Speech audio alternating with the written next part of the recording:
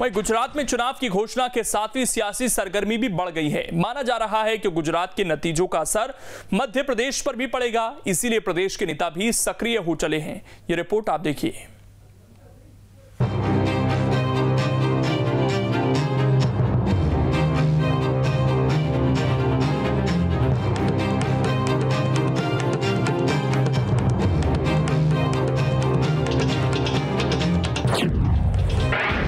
गुजरात में 2 चरणों में होगा चुनाव।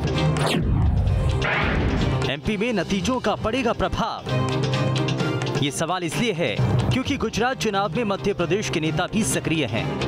हालांकि दूसरे राज्यों के नेता भी चुनावी प्रबंधन में रहेंगे, लेकिन मध्य प्रदेश के कनेक्शन कुछ अलग हैं। इसीलिए कहा जा रहा है कि वहां के नतीजों का असर 2023 के चुनाव पर पड़ सकता है।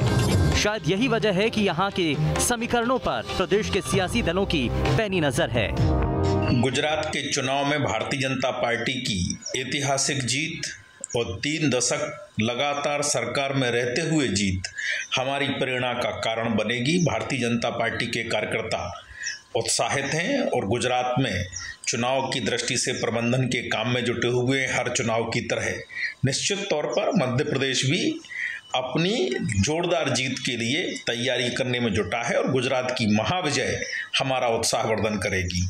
2017 में भी भारतीय जनता पार्टी ने गुजरात में 150 पार का नारा दिया था, लेकिन सीटें आई 99, वो 100 पार भी नहीं हो पाई।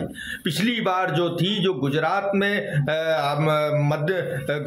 में कांग्रेस पार्टी बहुत मार्जिन से सरकार बनाने से चूक गई थी, लेकिन जब 2018 में चुनाव हुए तो छत्तीसगढ़ और राजस्थान और मध्य प्रदेश, जो कि मध्य प्रदेश और राजस्थान गुजरात से लगे हैं, तो जो 2018 की बयार है वो अब गुजरात पहुंच गई है। वहां कांग्रेस पार्टी जीती थी दोनों राज्यों में, और अब गुजरात के लोग इस बार गलती नहीं करेंगे। हमारे गुजरात के गुजराती भाई बहन भारतीय जनता पार्टी का शासन, भ्रष्टाचार की सरकार को और गुजरात मॉडल को ध्वस्त करते हुए गांधीवादी कांग्रेस की सरकार बनाएंगे।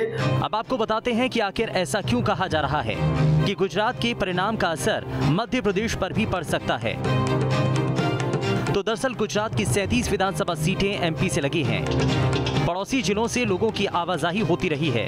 पड़ोसी जिलों में रहन सहन एक जैसे हैं, संस्कृति भी कुछ हद तक मेल खाती है। गुजरात के सीमावर्ती जिलों में नेताओं के संपर्क हैं। कई नेताओं का व्यक्तिगत प्रभाव भी है।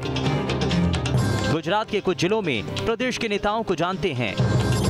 ऐसे में सीमावर्ती जिलों में गुजरात के नतीजों का असर पड़ना तय है। लेकिन जो भी चुनाव परिणाम गुजरात के होंगे, उससे जो गुजरात से लगा हुआ मध्य प्रदेश का हिस्सा है, जो सामान्यतः बहुत सारे आदिवासी विधानसभा क्षेत्र हैं, उन क्षेत्रों पर निश्चित तौर पर उसका असर देखने को मिलेगा। अभी हाल ही में प्रधानमंत्री जी ने जो है मानगढ़ में भी एक सभा की थी, तो वो उसी रणनीति का हिस्सा था। देखिए, चुनाव गुजरात के चुनाव की जो तैयारी भारतीय जनता पार्टी को करनी थी, जो रणनीति बनानी थी, वो हो चुकी है।